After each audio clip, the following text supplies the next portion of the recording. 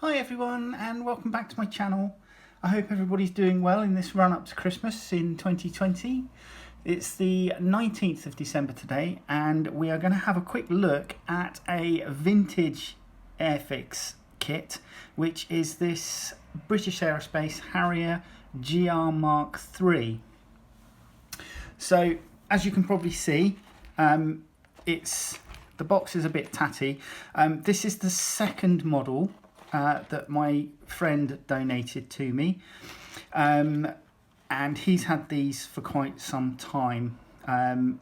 This particular model he did make a start on, so there will be a few things that I need to strip back before I actually start a build, but let's get into it. So the kit itself, the British Aerospace Harrier from Airfix, I believe was first produced in 1969, and in I think it was 1979 they then re-released it in a rebox with some upgraded parts to enable you to make the GR3, the Ground Attack Reconnaissance Mark III version basically.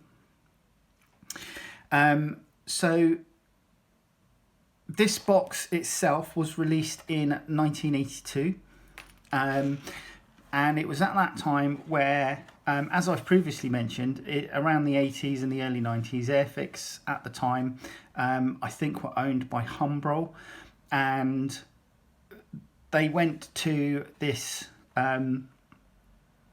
box art of a finished model. Now, whilst I didn't have a major issue with that sort of thing, I quite liked seeing the finished model. A lot of people missed the old box artwork. But if we have a quick look, so we've got obviously the picture of the kit on the side of the box, along one of the long edges. It's just got some multilingual information on what paints you will need, and then what it is in, again, different what languages the instructions are in. On the other edge, you've then just got a picture of the finished model again, Airfix symbol, blah blah blah, and then the box ends are pretty much the same. Now this is classed as a Series 2 kit, so a step up from the starter sets. So having a look inside, as I said, it's been started, okay, but we'll put all the sprues aside for the second, and we will have a quick look at the paperwork and bits.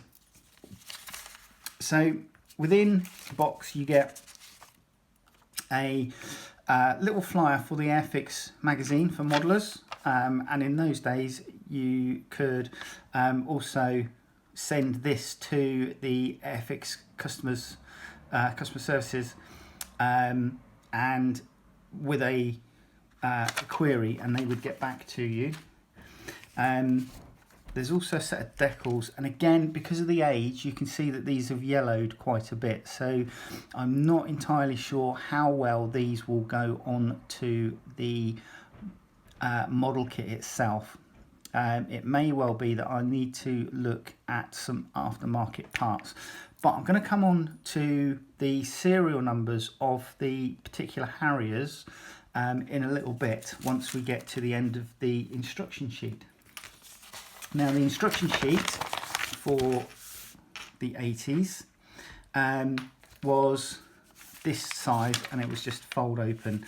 There are approximately 14 stages, including the painting stage, and off the bat we get obviously the usual standard format of information about the vehicle or the aircraft, some information about the assembly, the guide for all the symbols for construction, and then we go into the build itself. Now, even though it's a Series 2 kit, I feel that the cockpit itself was actually quite basic.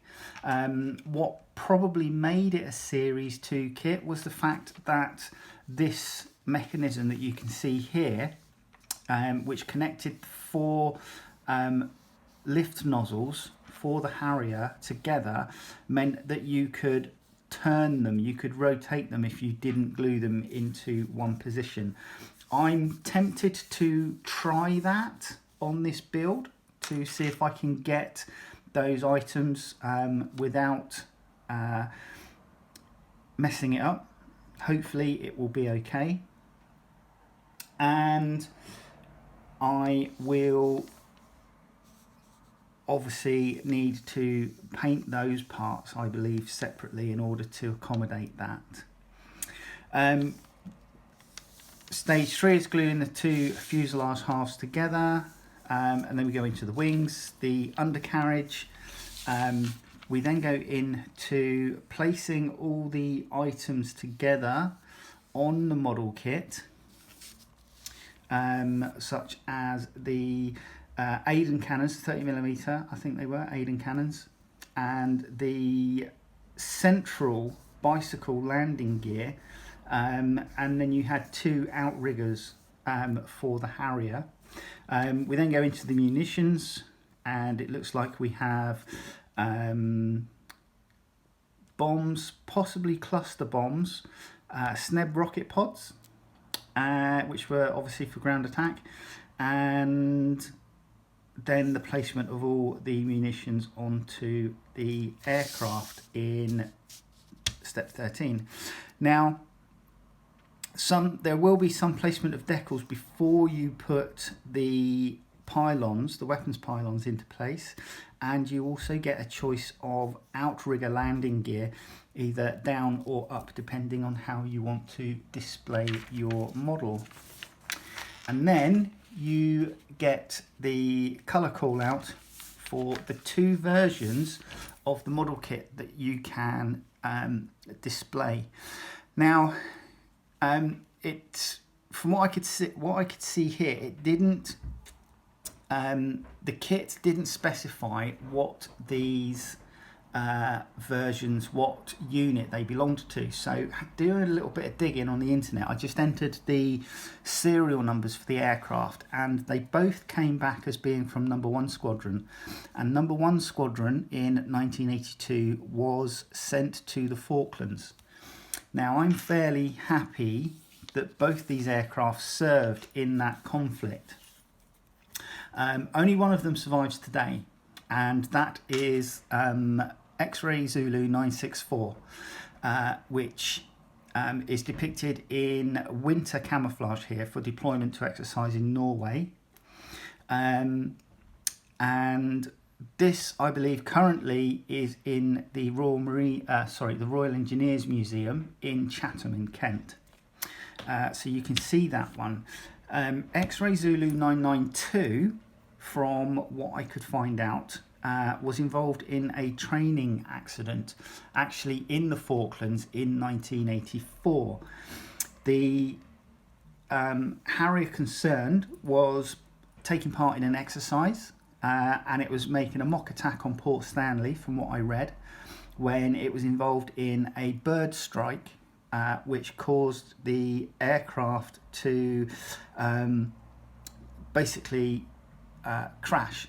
Now, the pilot himself was able to eject and survived, but obviously X-Ray Zulu 992 was lost to that accident.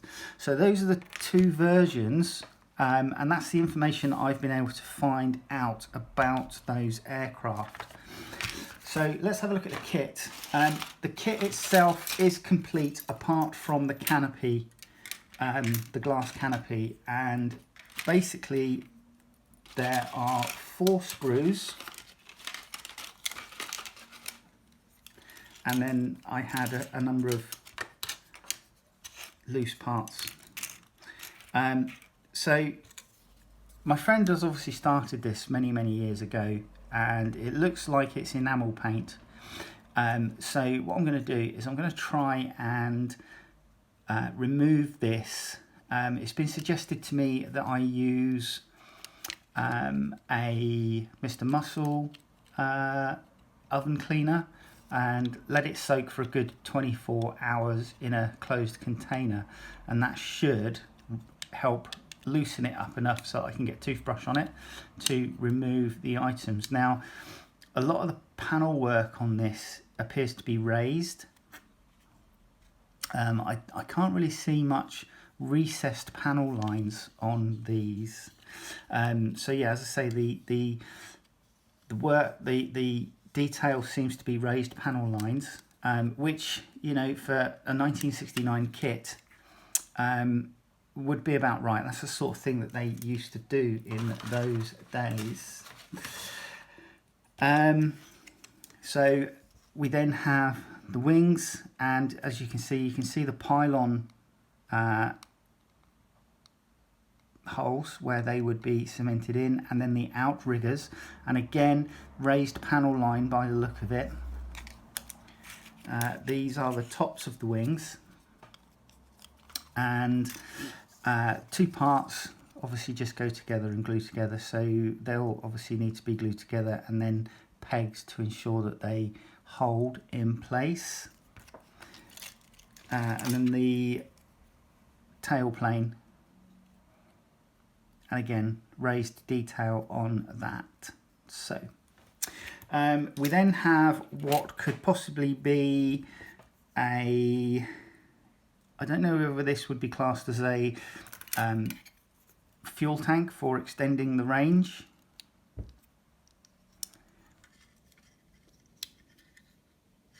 On that, quite possibly. It doesn't look to be a munition of some sort. But if we look at the first sprue, so on the first sprue we get parts of the engines, the caps for the rotating of the nozzles, the outrigger gear both in the up and down, and the bicycle landing gear. We also get pilot, which was a typical pose for Airfix in those days, and the ejection seat. We also get the air brake and the undercarriage covers, undercarriage flaps. On this sprue, which I believe would have held two of the larger wing pieces, we have another, what I think is a fuel tank. As I say, we have parts for the Steb rockets, we have tail fins for the bomb units, we have the directional thrust nozzles, and then the weapons pylons. On this one we have some possibly more bomb units. These are the parts for the working thruster nozzles, and these are the weapons pylons for some of the smaller bomb units, and then these are the air intakes on the kit. And then finally we get to the munitions. So we get quite a range of munitions. We get these smaller bomb units here. Now I don't know if these would have been, like for example, single 500-pound bombs or something like that, or whether they might have been cluster bomb units, or whether these bomb units here would be classed as the cluster bomb units. But we then get the Aiden cannons, which are, there's two, and they're underslung on the belly of the Harrier. So as you can see, that's the kit. It's Series 2. It does show its age, unfortunately, and you know, but that was Airfix at the time. I'm missing the canopy, but I will try and find out if I can get an aftermarket part for that, so that I can replace it. And all being well, if I can strip this down nicely, I will obviously get it built And what I may try and do is depict it as one of the Falklands, as it was in the Falklands. We'll have a look and see if I can get that done. But there's the kit. It should all go together well enough once I've got it sorted out, and I will obviously do a build video for it, so hopefully you'll join me for that. Hopefully next week I will get just perhaps one unboxing video in before Christmas Day, so hopefully I'll try and release that on Christmas Eve, and hopefully you'll join me for that. If you do like my content, please like and subscribe and share, and join me on this journey. All right, take care. Bye.